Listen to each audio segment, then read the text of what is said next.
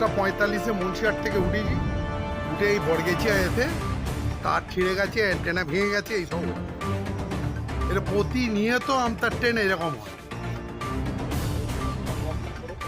আমরা অনেক কমপ্লেন করেছি, অনেকবার ঝামেলা করেছি, কিছুতে কিছু হয়নি। তারপর ট্রেন 1 ঘন্টার ট্রেন 3 ঘন্টা ধরে যায়,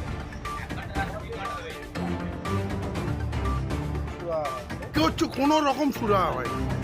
আমরা ডেলি প্যাসেঞ্জার করি, আমরা নাচতে নামত হয়ে যাচ্ছি। আমি এমনি প্রতিবন্ধী লোক, বাসে উঠতে পারি না, ট্রেনে যাই, সে মানে ডিউটি কোনো রকম কোম্পানি রেখে দিয়ে। নিতাই দাস।